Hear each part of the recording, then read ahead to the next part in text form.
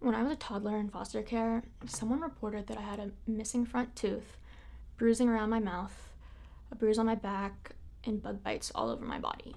DCF sent someone to take me for an examination, except the foster caregiver handed the transporter a completely different child, and the transporter took that child instead.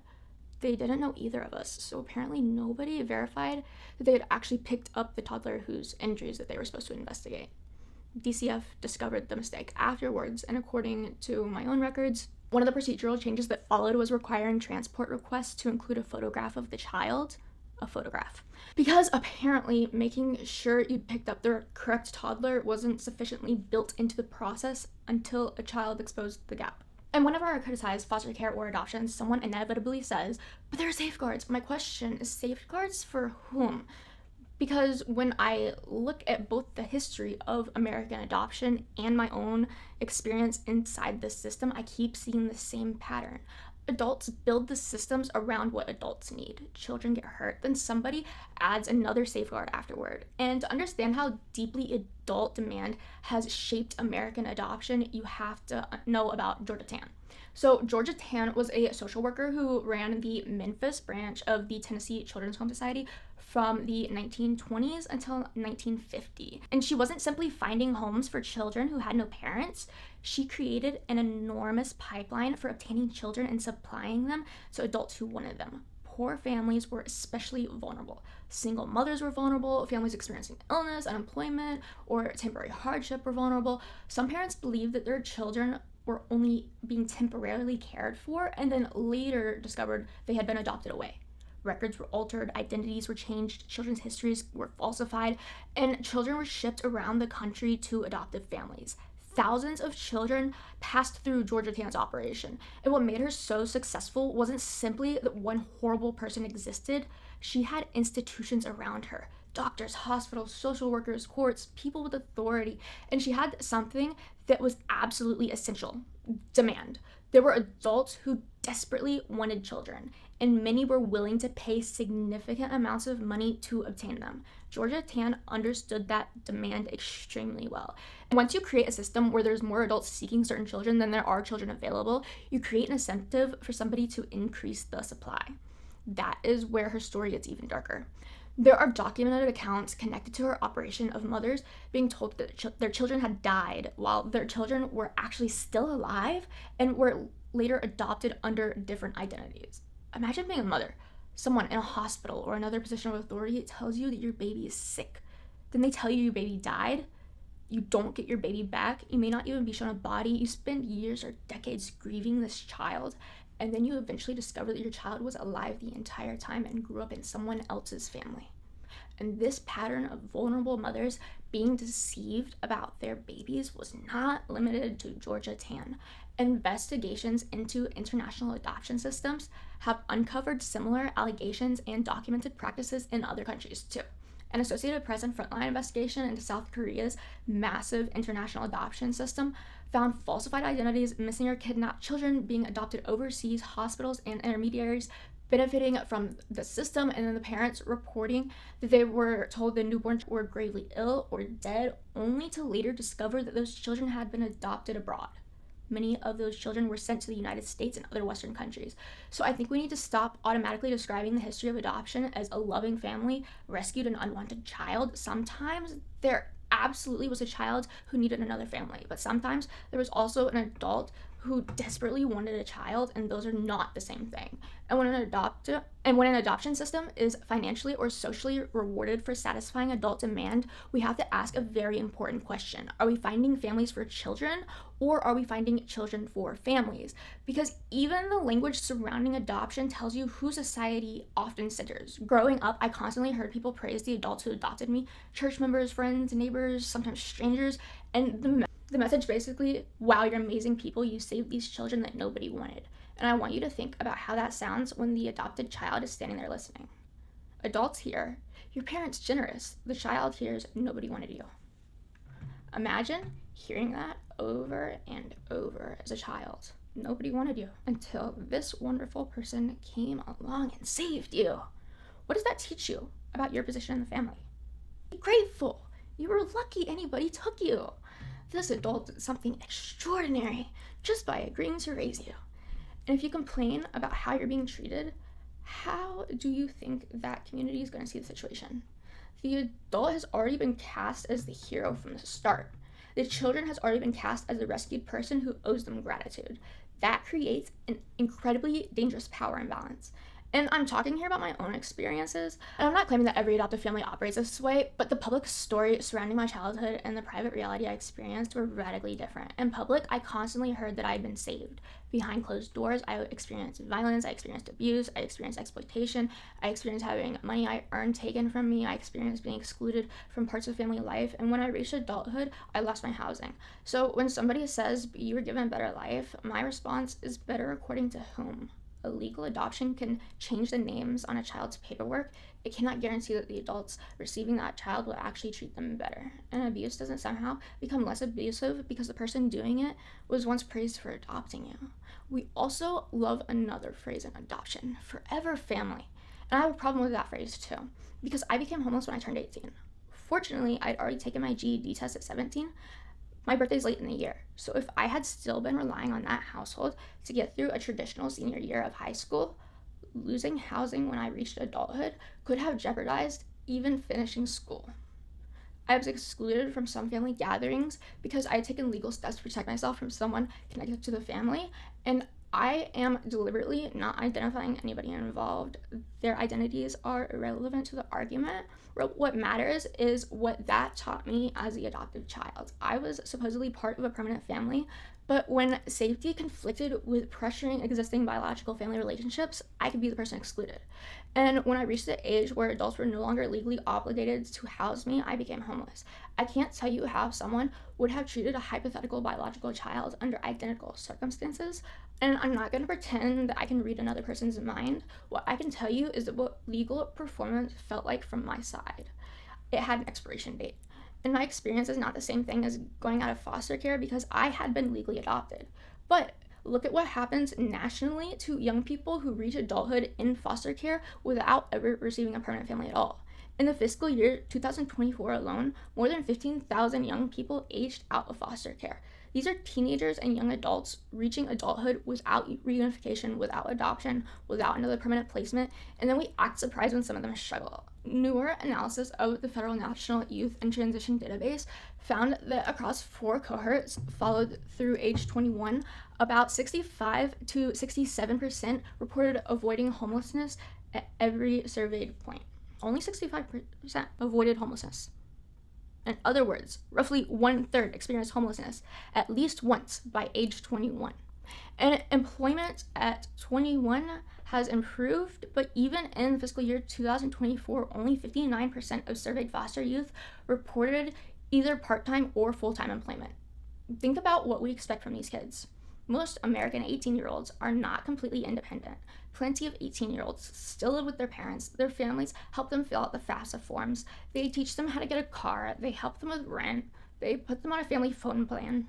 They send them the groceries. They let them come home after a bad breakup. They help them move into college. They answer the phone when something goes horribly wrong. Turning 18 does not magically transform a teenager into a fully self-sufficient adult. But for some young people coming out of foster care, adulthood can mean losing the system that was acting as their parent before they have another permanent adult to replace it. And research consistently finds better outcomes when foster care and support continue beyond 18. Extended foster care programs are associated with improvements in areas including education, employment, and housing stability. So maybe the problem isn't that foster kids mysteriously fail at adulthood. Maybe throwing traumatized teenagers into adulthood without the family support that most other young adults receive is a terrible experiment with extremely predictable results. And the contradiction gets even worse when we look at adopted children whose supposed forever families decides before adulthood that they don't want them anymore. In 2013, research exposed an underground practice that became known as adoption rehoming. Adoptive parents who no longer wanted or felt equipped to parent children that they had adopted were advertising these children through internet groups, including Yahoo and Facebook. Children were described online, other adults responded, and some of these children were transferred to virtual strangers with astonishing little government oversight. Think about the sequence from the child's perspective.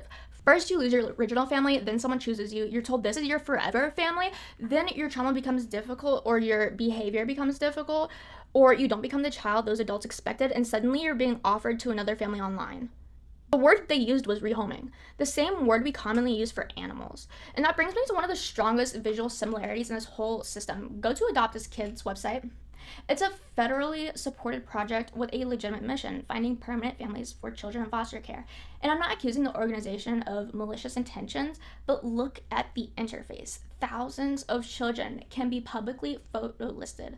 Photo, name, age, a little description, interests, personality, sometimes sibling information, sometimes medical information, and adults scroll. Then open a pet adoption website. Photo, name, age, personality, needs, ideal household, and adults scroll. I'm not saying human children and pets are legally treated the same. Obviously they aren't. I'm asking why the consumer experience looks so disturbingly similar. Because the pet adoption model is intentionally centered around finding an animal that fits the human household. Do you need a small dog, a calm dog, one that's good with kids, one that doesn't need much exercise? That makes sense because you're matching an animal to its owner. But child welfare should be working in the opposite direction. Not which child works for this family, but which family is equipped for this child. Those sound like the same question. They are not. One begins with adult preference and the other begins with the child's needs. And there's another thing that bothers me about this comparison. Facebook generally doesn't allow ordinary users to list animals there. Meta has restrictions around animal listing and limits Facebook Marketplace adoption listing to certain approved adoption partners. Because apparently we understood that allowing random people to advertise living creatures alongside used furniture created obvious safety problems. And yet, rooters found adopted children being advertised through informal Facebook groups and Yahoo groups and transferred to strangers. I'm not saying Facebook terms of service literally gives pets more legal rights than children. Facebook isn't the government. I'm saying we recognize the safety principle. We understand why you shouldn't be able to casually hand a vulnerable living being to whichever stranger messages you on the internet, yet loopholes in our human child welfare system allow exactly that kind of thing to happen to adopted children. And this is where I think we have to talk about infertility. How many times have you heard someone struggling to conceive being told you can always adopt? Infertility can be absolutely devastating. And wanting a biological child and discovering that you may never be able to have that, it's a very real grief. And I'm not mocking that grief. Infertility does not mean someone cannot become an amazing adoptive parent either.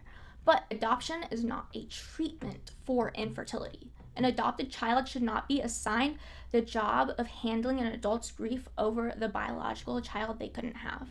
Even adoption organizations themselves discuss the importance of prospective parents processing infertility and pregnancy loss grief before adopting. Because adoption isn't regular parenthood except someone else gave birth. The child already exists. The child has a history.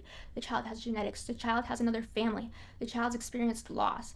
And depending on the circumstances, that child may have also experienced neglect, violence, instability, multiple placements, institutionalization, food insecurity, prenatal exposure, disrupt attachment, other trauma. And trauma does not always look cute or sympathetic. Sometimes trauma looks like aggression, food hoarding, lying, stealing, pushing caregivers away, extreme reactions, difficulties with attachment, constantly testing whether you're going to abandon them too. Developmental problems, mental health issues, fear, control, behaviors that can be incredibly difficult to parent. And this is why the starting point matters. If adults enter adoption thinking we want a child, they start picturing their family. Maybe they want a certain age, a certain gender, maybe siblings, maybe not. Maybe there are particular disabilities they're willing to consider. Maybe there's behaviors they decide that they don't want to deal with. And gradually, they're constructing the child who will fit into the family that they imagined. Then an actual human being arrives, and that child doesn't exist to complete anybody's fantasy. They may reject affection. They may desperately miss their biological relatives. They may have trauma that doesn't appear until years later. They may not be grateful. They may grow up and have complicated feelings about adoption, and the parents may realize this isn't the parenting experience that we imagined.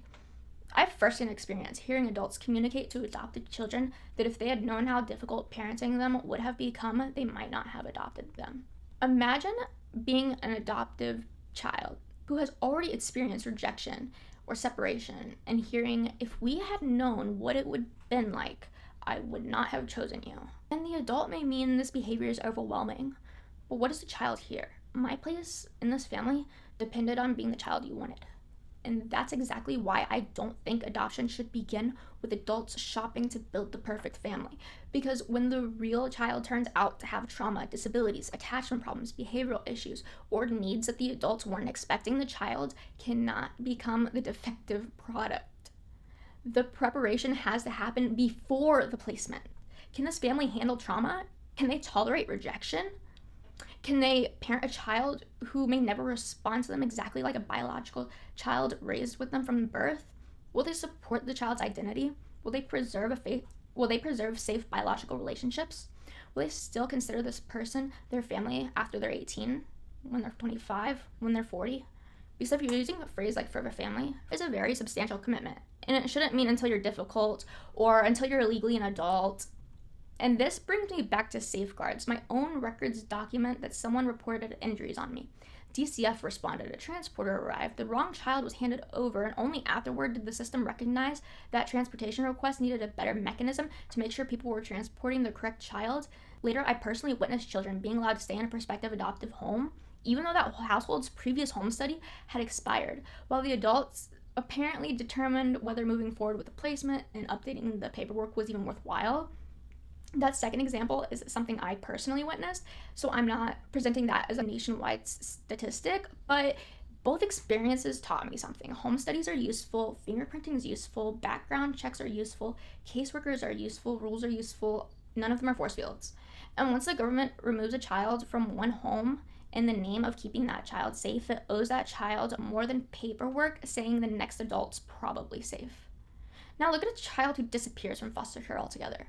The federal government didn't establish the current nationwide requirements for statewide child welfare agencies to promptly report missing foster children to both law enforcement and the National Center for Missing and Exploited Children until 2014. Today, those reports are generally supposed to happen immediately and within 24 hours. That sounds like the most basic possible rule. If a child disappears while the government's responsible for them, report the kid missing. But years after that federal requirement was created, government auditors found massive compliance failures. HHB's Office of Inspector General examined more than 74,000 missing child episodes from foster care between 2018 and 2020, and based on its samples, investigators estimated that nearly 14,000 episodes were not reported to law enforcement according to the federal requirements. Thousands were reported late. Thousands were estimated to have never been properly reported for entry into the National Law Enforcement Database. A separate federal audit looking at the reporting for the National Center for Missing and Exploited Children found that only 33 of 100 sampled missing child episodes were reported to NCMEC within the required 24 hours. And then investigators look at what happened after the children came back. In 5 states examined by HHS, 268 of 413 returning children had no evidence in their case files that they had received the screening for sex trafficking. So think about that process. A vulnerable child disappears from government custody. The required missing person report may not happen correctly. The child eventually comes back, and then the system may still fail to document whether that child was trafficked while they were gone. That is why saying, but there's a law against that, doesn't end the conversation, because a safeguard that nobody follows is only paperwork. And then adoption gives another adult something much bigger than temporary custody. A finalized adoption creates a new legal child-parent relationship. The adoptive adult becomes a child's legal parent and receives enormous authority over that child's life. And that becomes especially uncomfortable when you compare adoption law with child marriage law. Take California. As of 2026, California still does not have an absolute statutory minimum marriage age. Someone under 18 can potentially marry through a process involving parental or guardian consent and judicial authorization. California also does not impose a blanket maximum age gap rule saying that a minor can only marry someone a couple of years older either. Then look at Mississippi. Its statutes establish extremely low ordinary marriage ages, and its law contains a judicial waiver mechanism that can allow marriage below even those ages under certain circumstances involving parental or in loco parentis consent.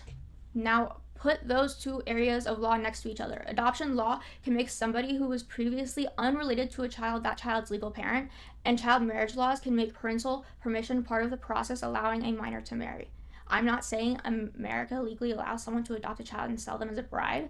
That's too broad and legally inaccurate because trafficking laws exist, sex abuse laws exist, coercion laws exist, courts can be involved. My point's narrower.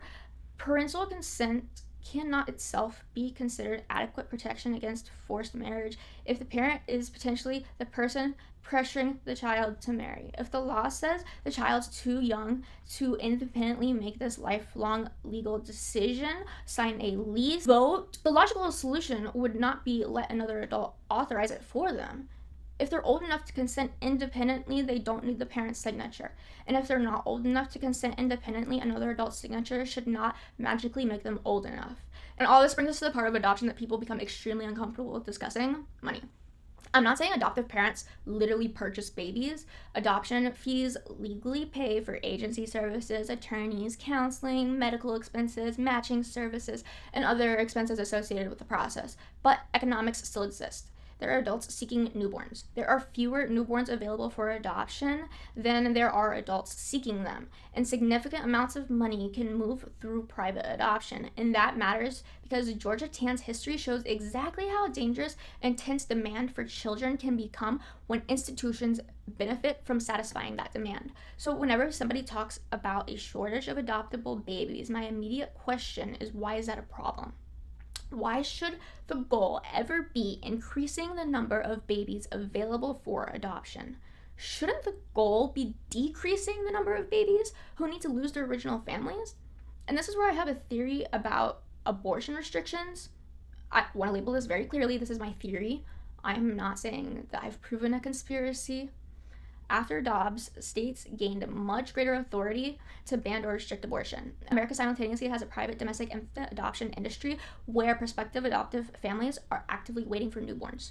You've probably also heard the phrase domestic supply of infants connected to the Dobbs opinion. That phrase really did appear in the material cited in the footnotes, but the internet frequently describes the context incorrectly. Justice Alito did not literally write we should ban abortions because adoption agencies need more babies. The wording came from an older federal adoption report that was cited in the opinion. So the question isn't, did adoption agencies secretly create abortion bans? My question is, if abortion restrictions cause more pregnancies that otherwise would have ended to continue until birth, and there's already substantial demand for newborn babies in private adoption, does that eventually increase the number of infants relinquished for adoption? That's an empirical question, and I think it's worth studying because systems don't need a conspiracy in order to create interacting incentives. Suppose a pregnant woman says, I want my baby, but I can't afford rent, childcare, food, medical bills. Why should our answer be, there's a wealthier family who would love to adopt your baby? Why isn't the first question what resources would allow you to safely raise the child you already want? Poverty is not abuse. And whenever wealth starts becoming evidence that another family can provide a better life, Georgia Tann's history should make us extremely cautious. Sometimes children genuinely cannot remain safely with their biological parents. Sometimes parents are abusive. Sometimes people abandon their children. Sometimes people die. Sometimes situations can't be safely fixed. Those children need permanent caregivers. But permanency doesn't necessarily have to mean erasing the family or identity that the child had before. And this is where I think Islamic concept of kafala offers an interesting philosophical alternative. I'm not arguing that America should import Islamic family law word for word. I'm talking about the principle behind it. You can take permanent responsibility for caring for a child without pretending that the child's original lineage disappeared when you became their caregiver. You can house them, feed them, educate them, protect them, love them, commit to them, give them stability without pretending they didn't have an actual family, another history, another identity before you. So imagine an American child welfare system inspired by that principle. Instead of beginning with, how do we make this child ours, begin with, how do we make this child permanently safe while taking as little away from them as possible. If poverty is the problem, support the original family. If the crisis is temporary, use temporary care and work towards reunification. If safe relatives exist, prioritize kinship care. If another permanent caregiver truly is necessary, start with the child's needs and identify adults equipped to meet those needs. Do not invite adults to shop for the child. who best completes the family they imagined. Protect children's privacy, limit detailed child profiles primarily to adults who have already been properly screened, have professionals search for families who fit individual children's needs instead of relying so heavily on children being advertised to prospective families. Keep home studies and background checks current before any tryout placements. Prepare prospective caregivers for trauma before a child enters their home. Make sure adults coming into adoption because of infertility have actually processed that original grief instead of unconsciously giving an adopted child the job of replacing the biological baby that they imagined. Preserve truthful birth records. Preserve family medical history. Maintain safe sibling and biological family relationships. Create meaningful oversight when an adoption disrupts. And never allow children to be casually transferred to strangers online. Actually enforce missing child report requirements. Actually screen missing foster children for trafficking when they return. Give children independent advocates whose loyalty is to the child, not the agency, not the biological parent, and not their prospective adoptive parent either.